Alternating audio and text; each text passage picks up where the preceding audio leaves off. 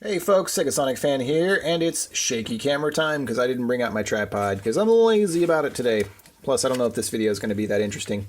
But I make videos on most of the repairs I do just to document what I'm doing, and maybe somebody out there will benefit from it. This is a ceramic space heater. These are very common, very useful devices, as I'm sure pretty much anybody watching this knows. This is one by a company called Lasko, Lasko. They're pretty common around these parts in the large department stores. And people, seem to buy these every winter, and they seem to buy a new one every winter or something, because I don't know how they're always selling them at the stores. And in an effort to reduce waste and save money, I guess, I thought it would be nice to talk about how they work, how you can fix yours, and keep it running in optimal condition. There's no reason to replace these every year. I've had this one for probably almost 10 years now. Still works great. And this is only the second time I've been doing a little bit of servicing, preventative maintenance stuff in all that time.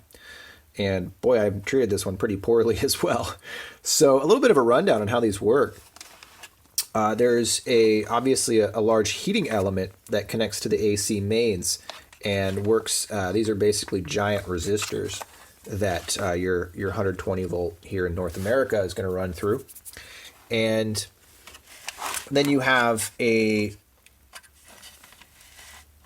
dial here, which basically adjusts at what temperature it's going to shut off. Now, all of these that I've seen in the sort of budget, $30 and under, which this definitely was, don't have any smart circuitry. There's no microcontroller in here at all. It's kind of one of the cool things about it. Could be a potential safety issue as well, but so far so good. Main thing you need to know about these is you always want to be in the room when they are running. Never run a space heater that's unattended. Seriously, folks, it's like the stupidest thing you could ever do.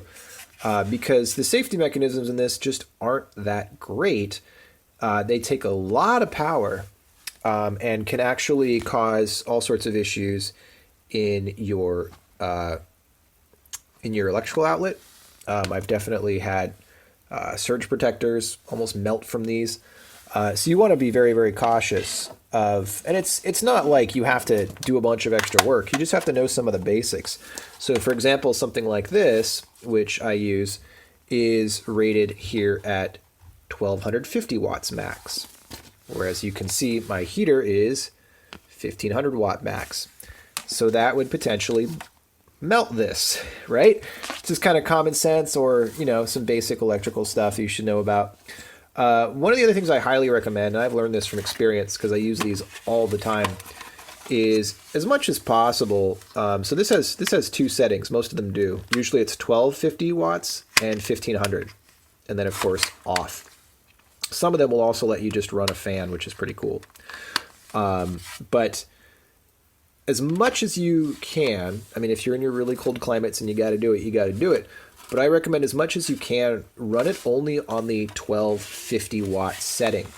The 1250 watt setting is really going to cut a break for your outlets. And even something like this, which I just got, nice, chunky, beefy multi-outlet, actually says in the manual that over 1,000 watts is not recommended. I think 1250, it can handle it just fine, especially in short bursts, keep an eye on it, of course. But it is rated for higher, but most of these things, even if they're rated at 1500 watts, it's pushing the limits. It's pushing the limits. Unless you have something that's like one of those really industrial trip lights or something, anything you get off Amazon or, eBay or whatever, Best Buy kind of stuff, just isn't going to be, I wouldn't guarantee the safety of it. So something to be aware of. Now, how these work is they have something like this, which is basically a high temperature thermistor that will change resistance if the heat gets too high. And that's the safety mechanism. This, by the way, is originally slotted into here. It just clips out. So when you're running these and you're thinking about safety, what you really got to realize is this is the only contact point where it has any idea of something getting too hot. It's really the only place that it does. So turn on the light there for folks. So if you're blocking the heater like down here or something, right, there's a potential safety risk. And you can see this is the opening where it actually measures the temperature. So there's various places where these can be a safety risk, and so it's really good to know about it. The other safety risk I've seen with some of these older ones, this one I don't think has had that problem yet, but you'll see where if the switch isn't as nice, this is actually a pretty nice chunky switch in here, you'll get some arcing. You'll actually either see or hear a spark, kind of like a crackling sound, like a one-time crackle. You really want to watch out for that. And what that means is that your contacts in your switch usually, in this case, I know these contacts need to be cleaned, are getting kind of dirty. And when they get dirt and grime on them, the copper it's usually copper, isn't actually making contact fully, or it's doing it where it's, it's jumping a gap basically between the two contacts and sparking. Now, if you're trying to fix contacts for this or really just about anything else, there is an item that I want to recommend you all. If my drawer can open here. And you might have heard of it, but this stuff, Deoxit Gold Spray. This is your best friend if you want to fix a noisy potentiometer, a noisy dial, poor contacts. Now, of course, you can get in there and, with some fine grit sandpaper or a rotary tool, you can clean those contacts, right? But a lot of times with electronics, you're not going to be able to reach that area too well. And it actually doesn't hurt to do both. Nowadays, I do both. I usually will get a 220 or up to, I have 1,000 grit sandpaper. And you just cut a piece off, get some 3M 1,000 grit sandpaper, wipe it around the contact, and then wipe it down with alcohol to get rid of any excess. And then you can spray some Deoxit on there. If you do that, trust me, your contacts will work so well for so long. We're talking years and years, and basically be like new. So that's been my experience anyway. That's what I recommend.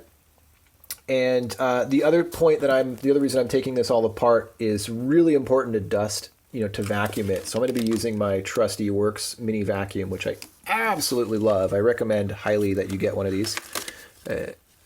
It's really awesome. It's got this little magnetic hose. I use it all the time.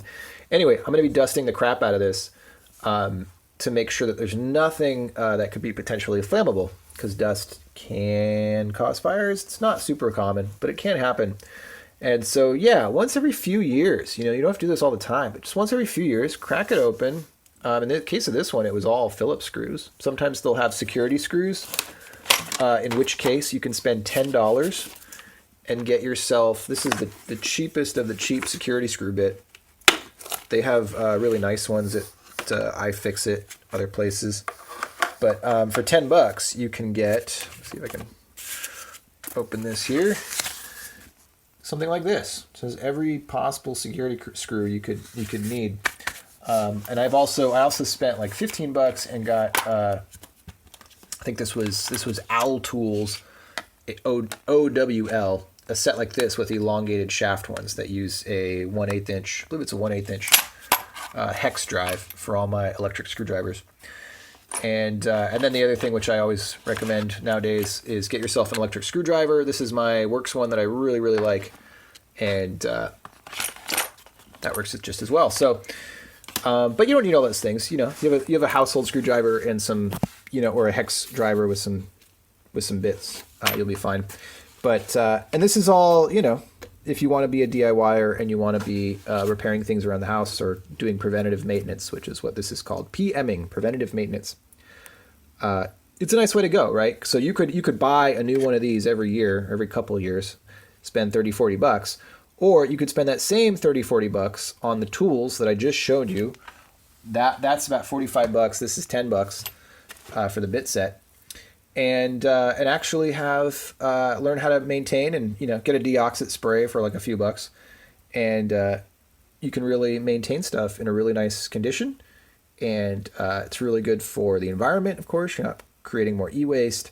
You learn a few things, and if you want to, you can have some fun and customize it. At one point, I put like little googly eyes on this guy, and that's why there's all this like glue stuff here. I put foam on the outside at one point because I had this next to me in bed, and it kept falling over and smacking me in the head when I was sleeping.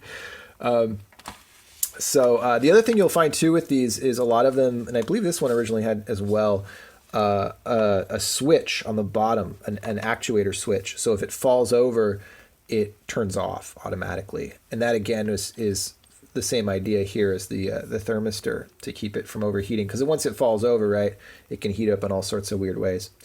So yeah, not to sound like focusing too much on the safety, but these things are quite dangerous, but they're also quite useful and cannot be dangerous. Can be very safe if you use them appropriately. So make sure that your wall outlets, are really good quality in your house. Make sure that they're, you don't have like a really janky loose wall outlet. Obviously most wall outlets are going to be fine, 15 to 20 amps. And then make sure that, generally just run this on 1250, run it on the one heat setting, not the 2 heat setting. And, keep it attended, keep an eye on it. Don't run it when you're not in the room.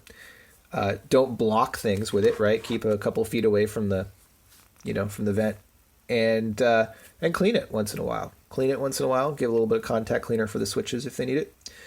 And you'll find, just like this one, it'll last you 10 years plus. And in fact, this one could easily go for 20, 30, who knows? Could outlive me. So yeah, have fun repairing and rejuvenating things. I might make a part 2 when this is all cleaned up. I'll see what I have time for. But hopefully this video was useful. And as usual, I don't care if you like, I don't care if you subscribe. But if you leave a nice note, I will read it. I always appreciate that. I just make these videos to help people. Have fun. This is Segasonicfan, signing out.